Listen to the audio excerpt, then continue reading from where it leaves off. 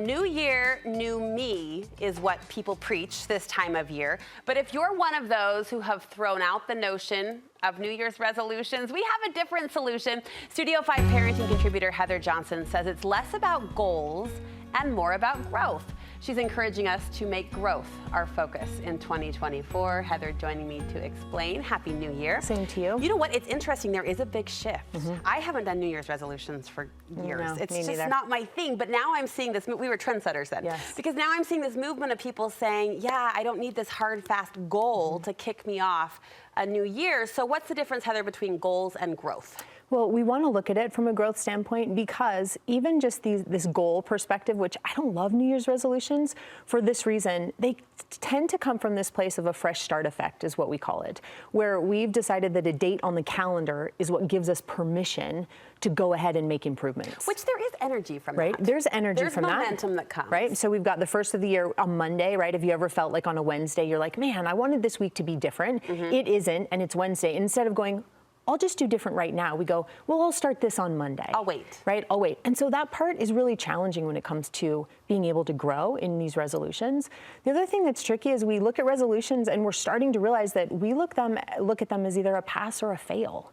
And as parents, that gets really challenging because today, if I look at it as pass or fail, it's really easy to say most days are failures, right? That can be hard. And so we want to move away from, or I'm suggesting we make a move away from this idea of a resolution. And instead of saying that, let's look at it and say, hey, how can I grow this year? What does growth look like? And as we apply that to arguably our most important job, one of them at least, as parents, how do you want parents to grow this year? What would be your objective for us? Well, if we look at what growth looks like, there's some things that we can consider that can help us do this. And the first is we have to consider that who we're working with and who we're trying to grow next to. And that's kids, right? And even if those kids for us are now getting bigger and they're even in their 20s or they're married or they have their own families, we are still working with people who have perspectives and ideas and are managing their emotions.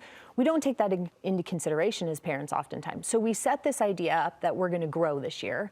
And then we set it up in the quiet of our own room when no one is there with their own thoughts and ideas to get in the way every day. We're in this box. Right. Yeah. It's kind of like being a lone woman out, in the middle of the desert. And so it's really easy to decide how I'm going to grow there. I know how to be a great I know how parent. to do that. But as soon as there's, 6 kids and a husband and a job and all of that comes into play, it's like, well, wait a second.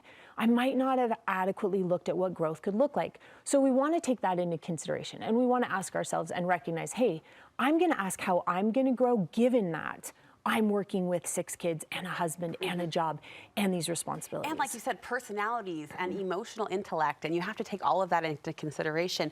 You also say humility should have a place in this conversation. Absolutely. If we're going to grow, and if you want to call them resolutions, by all means, but if we want to look at what growth can look like for us, we've got to be really humble. Now, in contrast, the place where we struggle often as parents is when we look at setting up ways for us to grow and we lack self-confidence. Now, when there's a lack of self-confidence, it means that we're looking at things and the way we're analyzing them is from where we're weak.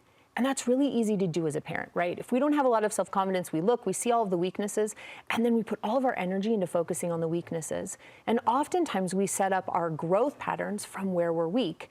Now, although that matters, humility is going to take us a lot further. And I don't think we often understand what humility looks like because it has these really 2 key points that benefit us as parents.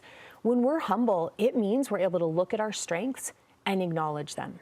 And we don't often think of humble people as able to see their strengths. The key is they see their strengths, but they don't take credit for them, right? So they either offer up credit for their strengths to a higher power or to parents who taught them or even to children who give them opportunities to learn and become strong. But you're saying humility is ultimately rooted in strength. It's in both. It's recognizing those strengths and then on the flip side saying, and I also am willing to see where I'm weak, but I don't focus on it. I recognize that I can make weak things strong. That's what humility looks like. Imagine if this next year we go into it with both of those things in our backpack, right? We carry both. Each day we get up and recognize, I'm so grateful for where I'm strong and that other people or situations have helped me gain the strengths. And I recognize that I can make the weak things stronger.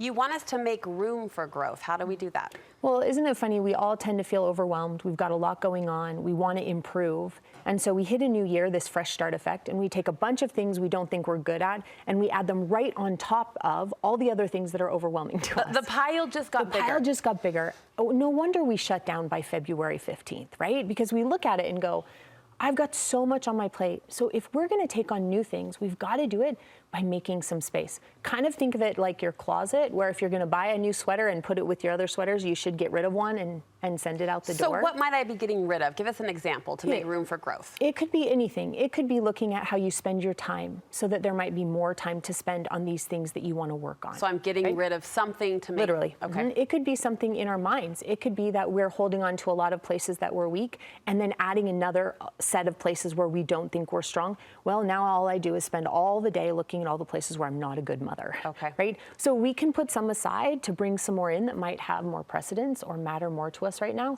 It really is just asking, where do I make space? If this is going to be my focus, well, then I've got to make some room so I can focus on it. Even mental room, even mental energy. Room. Yes. In the couple minutes we have left together, let's go through some questions that you say will help guide us toward this place of growth that you've so beautifully described. First, what do I need to stop doing? We talked about that. What do I need to start doing? So we're going to look at these set of 3 questions and really let them guide how you grow in any aspect of your life.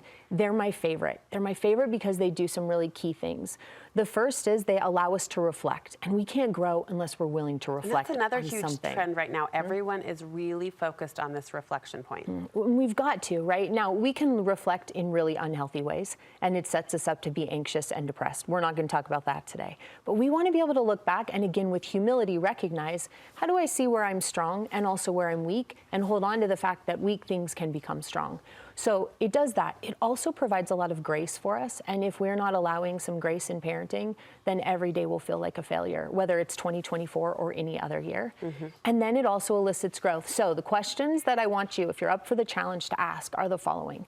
What do I want to stop doing this next year? What do I want to start doing this next year?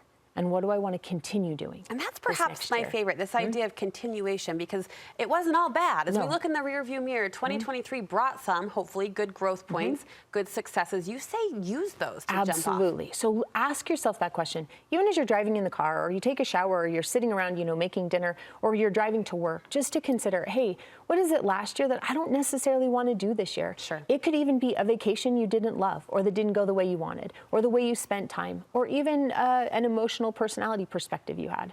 Then what do I want to start doing? What are these things that I want to implement that we haven't done in the past, but I'm going to give a shot this year? Yeah. And then to ask, what do I continue doing? What worked well? What is so sweet from last year that I want to make sure I hang on tight to it, and we're going to keep implementing it? And this is in every aspect. It's just a really clean way to allow the grace to be there and the growth at the same time. Well, and as I'm highlighting unintentionally throughout our conversation, these trends or these shifts that I'm noticing in resolution setting or goal keeping this year. Another one is, it doesn't have to be right now. Take some time. Take some time to let these questions kind of grow in you and ruminate in you and see what comes out of them. I love how you described it as a clean cut way to look at where we need to go. Thank you, Heather. We're excited to keep learning with you this year.